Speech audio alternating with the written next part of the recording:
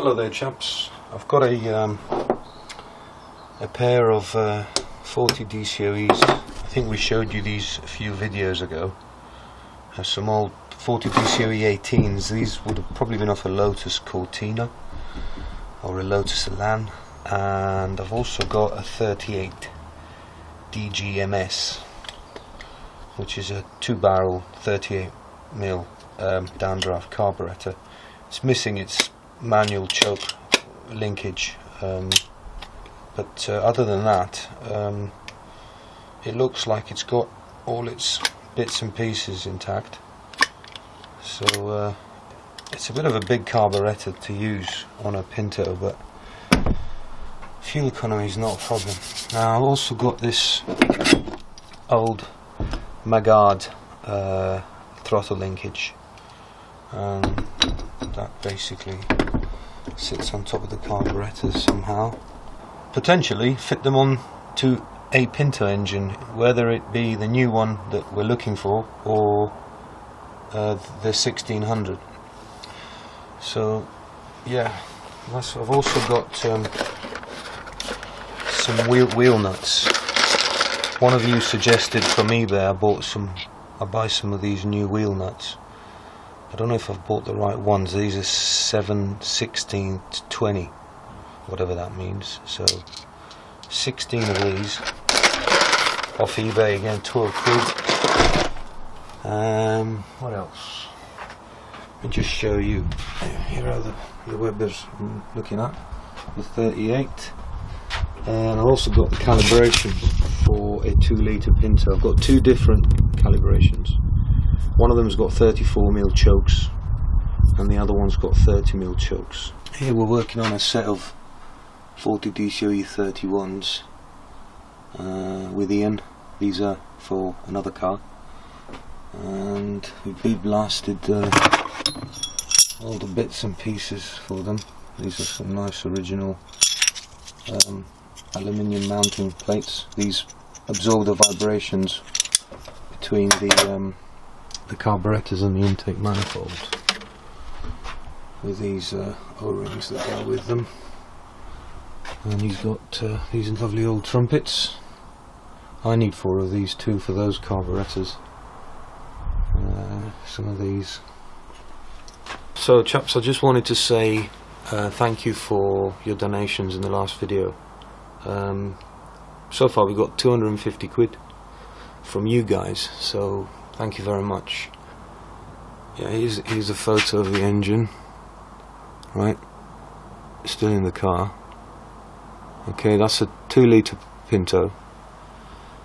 Yeah, that's another photo, not that good. So yeah, hopefully she will get back to me. It is a she. She will get back to me, and we'll get the engine. So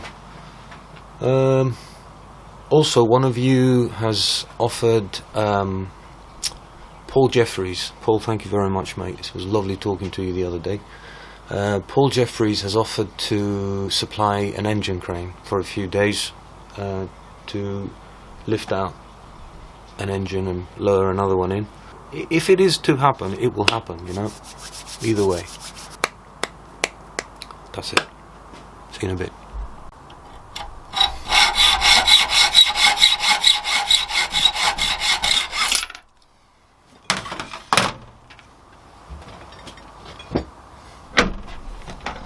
Well, that's the female balance lever there. So this is where the male lever goes in from here, flaps into there, and then when you open the throttle, it operates both carburetors at the same time, and you use this to balance the two carburetors so they both throttle valves open together. So I'm going to put this bad boy in with his little washer and his nut.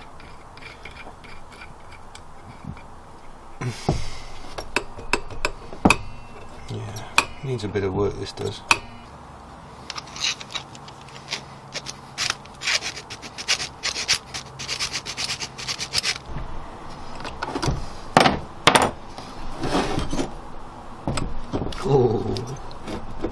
Oh yeah. yes.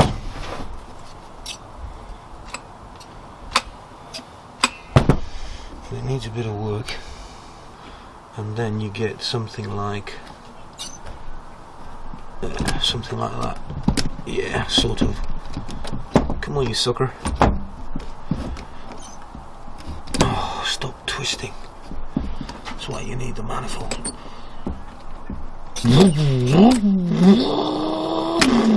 That sort of thing. So that's cool. Basically we need 4 of these, which we've got them here. And these go there and absorb the vibrations to the manifold, so that's good. That's sorted. Something like this. Like that, but that's not the right trumpet, and it's also very short. I'd like a bit of a longer one. I need to get those. That's pretty much where we're at. So the throttle cable, the wire comes through there and onto here.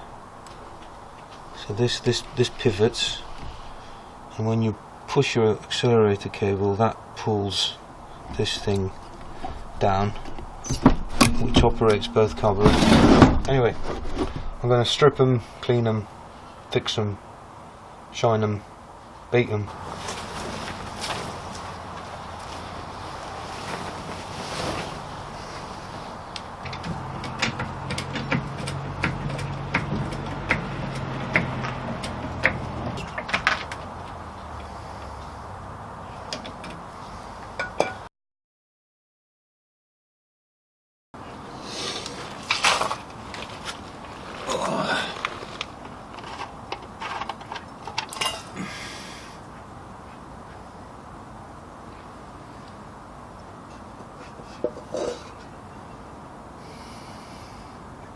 Alright chaps, this is the oil I've just pulled out of the motor. This is from the last attempt Gav and I did, I think about a week or so ago. When I first pulled the plug out, the oil sump plug, there's only a few drops of water and then this.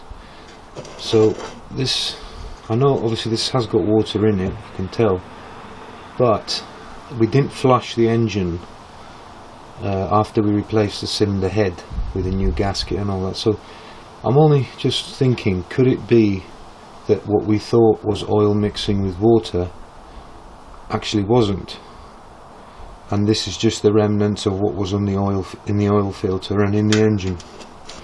So what I'm going to do is I'm going to attempt to, I've got the sump plug off now, got another can under the engine, so the plug's out. What I'm thinking is I'll put water in the system, the cooling system. If water drips out through the sump into the pan, that little pan down there, then we know for sure that there is a leakage. If it doesn't, however, and I feel the radiator to the top and there's no water coming out of anywhere, then I'm going to have to come back to this and establish whether we are mixing oil and water or we're not.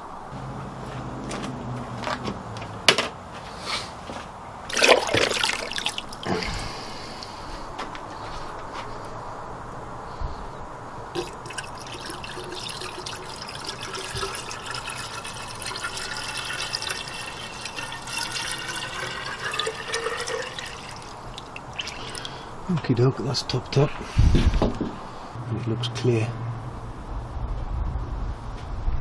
Well, another way to test it is that's where the water level is. So if that drops, that's another indication that we are leaking water into the oil system. So the last time we did this, Gav said it looked like chocolate pudding or chocolate mousse. This doesn't look like chocolate mousse anymore. On the camera it's coming out as brown, but actually it's more grey. So anyway, there might be a chance that we do not have a leak. See, that's still holding its, the water's still at the same height. The other thing is that the oil that filled the pan basically is 1.5 litres. That's all the oil that I'm pulling out here. It's spilt all over the drive, which I have bought some patio driveway concrete cleaner to clean the drive with. So what I'm trying to say, guys, is I've only pulled 1.5 litres out of this engine. The other litre or more has spilt in the drive. If there was water coming into the system, I thought that there'd be more. Anyway, what I'm going to do is I'm going to put the plug back in again. I'm going to refill her with oil and water, and start her up again and observe the oil leak. If its colour is going more towards pure oil. Alright.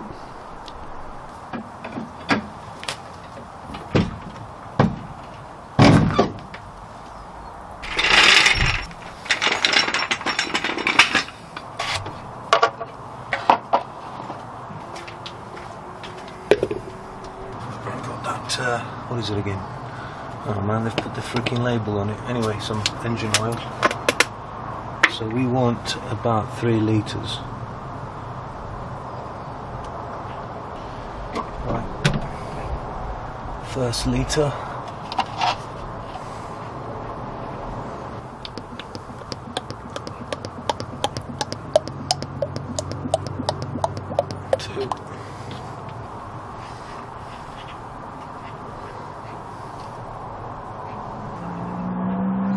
So that's our second litre.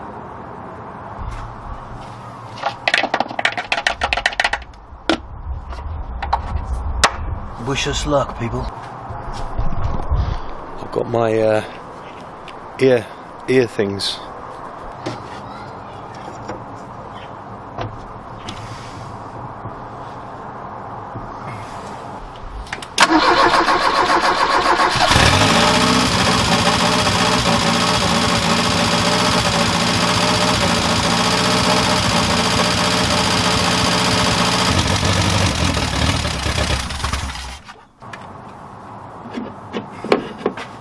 She won't keep going without the choke.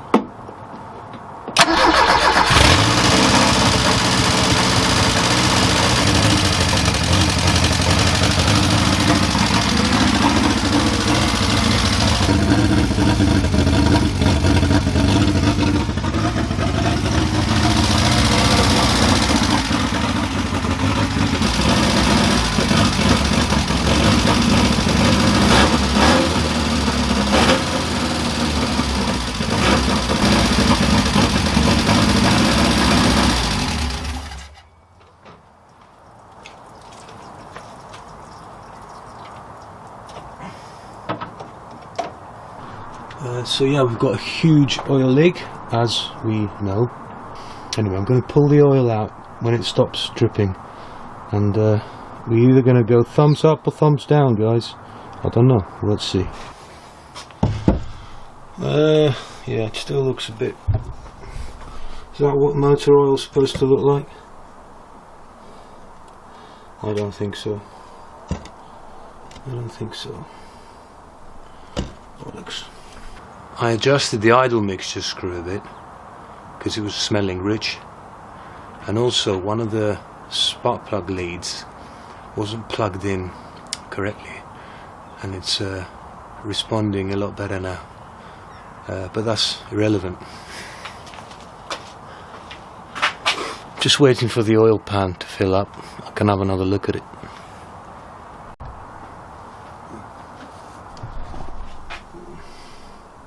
Still coming out a bit gooey. I don't know. I'm going to flush her out again. Yeah, it's looking darker, as you can see that. It's still got cream in it, but I don't know, guys.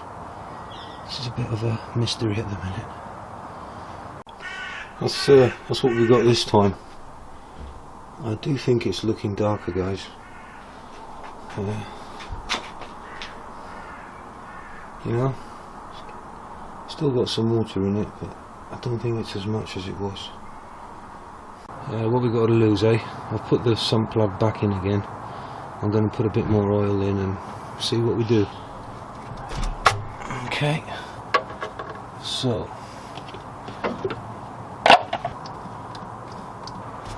let's see where the water is.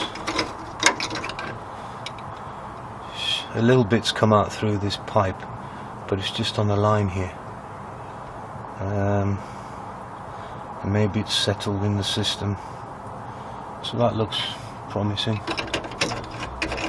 But obviously it does expand, so not 100% sure on that one.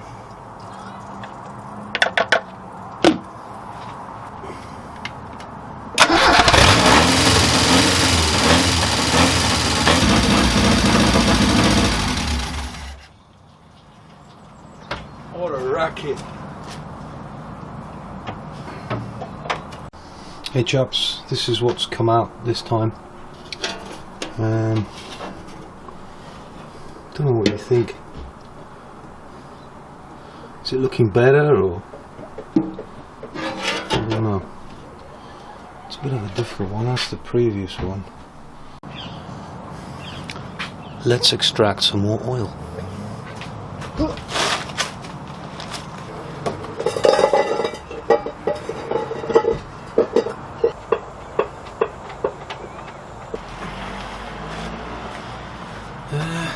So now, is that looking a little cleaner? Keeps looking. I think we're on a winner, guys. What do you think? See that? It's starting to look like it's hot. It's hot, but it's starting to look like motor oil. I'm gonna go and get some more oil and keep testing. I'm getting really good at this. Hey guys, I'm here at the petrol station, and I was looking at that. Look at that, man. 50 quid for that. And they've got the one that I ordered from eBay. It's the same one. 2050, and that's 20 quid. It's like 13 quid on eBay. Yeah, I'm alright, mate. I'm buying this. Just